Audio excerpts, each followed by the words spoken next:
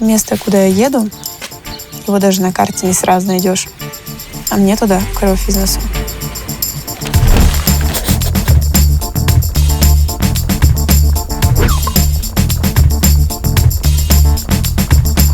До Тамгалатас буквально несколько часов от города, но туда так сложно добраться, как на другую планету. Туда не ходят автобусы, и в этом вся сложность, хотя место просто потрясающее.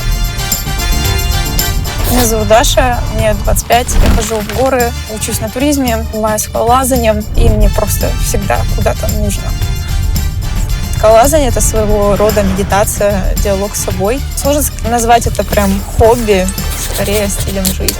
И Тамгалатас в этом случае является таким местом силы, куда хочется возвращаться снова и снова, преодолевать себя, оставаться самим собой и понимать, что ты можешь. Вообще я пришла в горы и в скалолазание в 23-м году. Я тогда, можно сказать, воссоединилась с семьей. Мы начали общаться с отцом, а он вообще в этой теме шарит. Он занимается альпинизмом. В 23-м году мы сюда приехали с семьей. Вообще мне подарили мою первую каску, обвязку и сказали: пойдем попробуешь. Сказать, что я была в ужасе, ничего не сказать, потому что я вообще была ноль в скалолазании. И я помню, что для меня не залезть было не вариантом. Говорить «спустите меня» тоже так себе. Вот. И здесь я пролезла свой первый маршрут. И я поняла, что скалолазание — это не только преодоление себя, но на самом деле это внутренний диалог с самим собой. Иногда кажется, что это невозможно, слишком сложно и страшно, но нет ничего невозможного.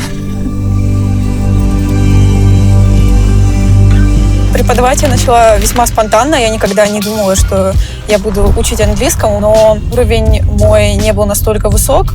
И как только я его улучшила, приехав в США, будучи обратно в Казахстане, мне предложили работу. Несомненно, можно сопоставить эти две вещи, так как, когда ты учишь язык, ты выходишь из зоны комфорта, так же, как в скалолазании. Ты боишься ошибиться или сорваться, просто повиснуть. Не преодолевая эти трудности, ты не получишь опыта. И, получая опыт, ты понимаешь, что делаешь все правильно, даже если ты ошибаешься. Сейчас, думая о том, что я хочу на скалы, я хочу в горы, и это все далеко, я без машины, все равно классно, что есть выбор. Например, поездка в OneDrive уже становится не просто поездкой, а маршрутом на пути к себе.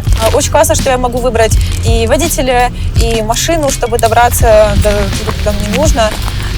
Чувствую себя при этом в безопасности и на своих условиях. Пахнет драйв. Делай свой справедливый выбор.